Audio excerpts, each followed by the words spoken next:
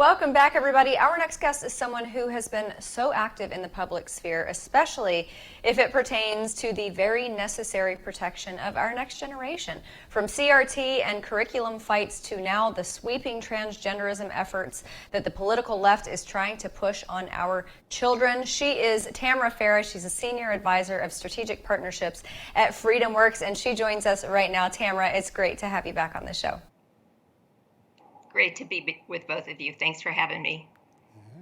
Tamra, we are 12 days out from midterm elections. We've had you on the program before talking about how this is going to be the mama bear and the papa bear election where they come out in full force and vote their minds. Talk to us about these numbers that you were prepping us with as we came into the show or before we came into the show regarding these new numbers and parents voting in elections.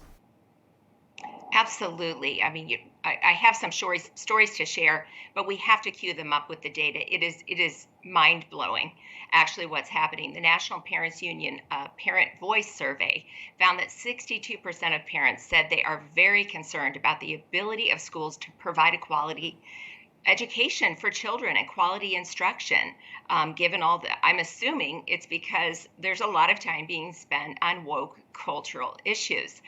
The GOP has said that they believe parental rights in education is a true sleeper issue in the midterms, because we know when we look at all the polls, the economy and inflation, gas prices, these are the number one things on the minds of voters. But when you talk to parents, they are overwhelmingly concerned about what's happening in schools.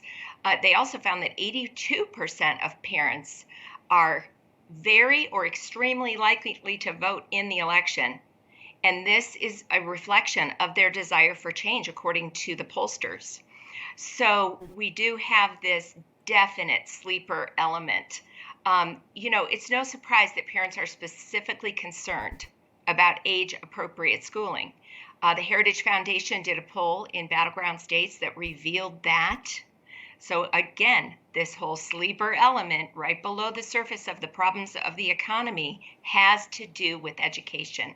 And age appropriate is really the language of the day. And Governor DeSantis has led in that arena by making it, against the law to be presenting sexualized content and information about, quote, gender identity or sexual orientation or various types of things that, treatments and that type of thing, illegal for schools below third grade. It's just common sense.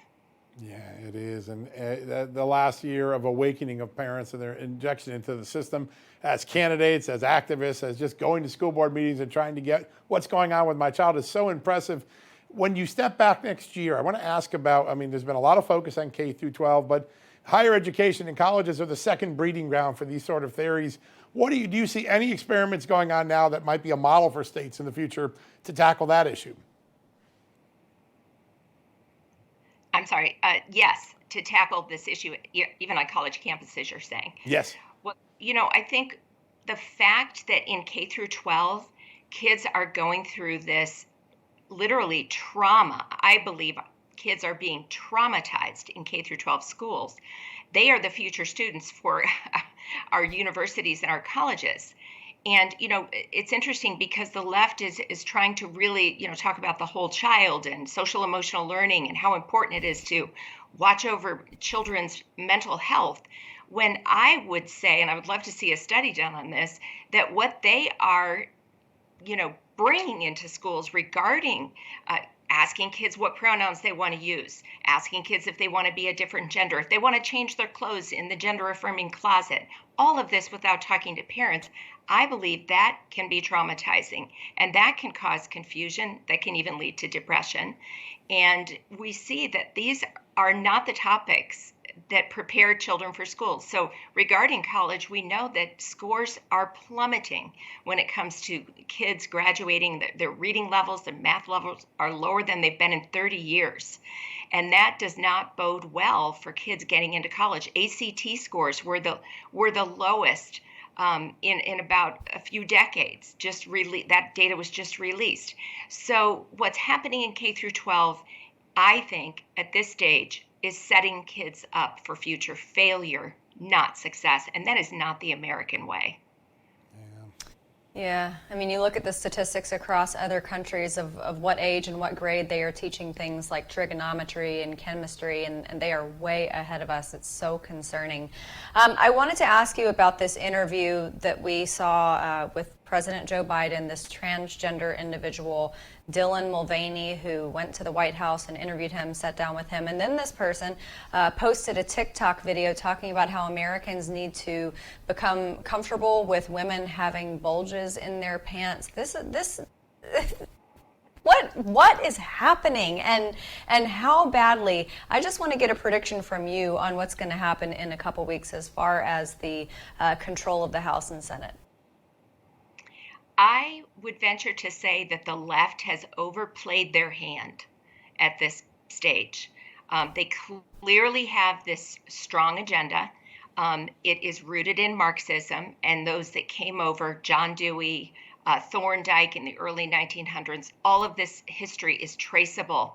And it's to have an anti-American agenda, you really have to have an anti-God agenda. And to really push a strong anti-God agenda, you have to erase the created reality of what science teaches us about DNA, that male and female are based in your DNA. Now, if someone is an adult and they want to pretend to be something that isn't even scientifically accurate, we are a free country and we respect each other's rights to free speech and free expression. But bringing that ideology into the classroom is a whole different level, and schools do not have the right to do that. Federal law says that parents are full partners with the school in their child's education, and that they are to be able to influence it.